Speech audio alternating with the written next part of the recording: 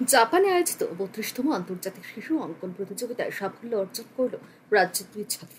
২০২৪ সালের মে মাসে অনুষ্ঠিত হয়েছিল এই প্রতিযোগিতা। প্রায় এক বছর পর চলতি এপ্রিল মাসে সেই প্রতিযোগিতার ফলাফল ঘোষণার পর বাছাইকৃত ক্ষুদে শিল্পীদের সার্টিফিকেট প্রদান করা হয়। গোটা বিশ্বের প্রায় ১১,৪৭৯ জন এবং ভারত থেকে ১,০২০ জন শিশু শিল্পী অংশগ্রহণ করেছিল এই অঙ্কন প্রতিযোগিতায়।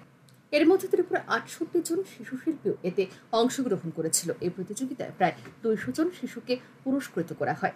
এর মধ্যে ভারতের ৬ জন ক্ষুদে শিল্পীকে পুরস্কৃত করা হয়, যার মধ্যে রয়েছে রাজধানী আগরতলায় শুভজ্যোতি দেব ও মোহিত সরকার নামে দুই ক্ষুদে শিল্পী, শ্রী রবিশঙ্কর বিদ্যা মন্দিরের ৭ম শ্রেণীর ছাত্র শুভজ্যোতি এবং শ্রীকৃষ্ণ মিশনের ৫ম শ্রেণীর ছাত্র মোহিত। সেটি আপনার ৩২তম সারা ভারত এই পৃথিবীব্যাপী একটা চাইল্ড আর্ট কম্পিটিশন হয়, সেটা হয়েছে জাপানে, ইনহাকারি অ্যাসোসিয়েশন জাপান। তো সারা ভারতের থেকে আমরা টোটাল ১,০২০টা আমরা ছবি, বাচ্চারা ছবি, ওইটাতে আমরা অংশগ্রহণ করছি সারা ভারতে।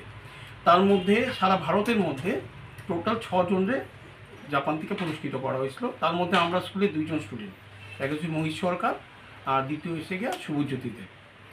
তো ওই ব্যাপারটা এতটাই আনন্দের যে সেটা আপনার সঙ্গে শেয়ার করাটা আমার কাছে খুব বেশি দরকার পড়ছিল। যে এতটা, যেমন আমরা সবগুলো জিনিসে স্পোর্টস বা বিভিন্ন জায়গাগুলোতে দেখতাম যে খুব বেশি একটা প্রচার হয়, কিন্তু যেহেতু আমরা ছবি আঁকা একটা ওয়ার্ল্ডব্যাপী একটা কম্পিটিশন হয়, সেই কম্পিটিশনটা যদি আমরা সবার কাছে একটু ভালোভাবে পৌঁছায় দিতে পারি, যে অন্য বাচ্চারা তাতে অনুপ্রেরণা পাইব, তার লেগেই এই ব্যাপারটা আপনার সঙ্গে কথা।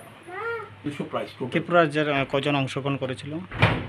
ত্রিপুরা রাজ্যের থেকে, ত্রিপুরা শুধু আমাদের স্কুল থেকে আমরা 68 জন স্টুডেন্ট আমরা ওখানে পাঠানো হয়েছিল। তার মধ্যে 2 জন পেয়েছে। তাদের নাম কি?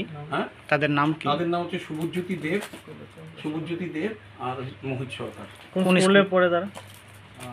শুভজ্যোতি কোন স্কুলে? শ্রী রবিশঙ্কর বিদ্যা মন্দির। আর আরেকজন শ্রীকৃষ্ণ মিশন স্কুল।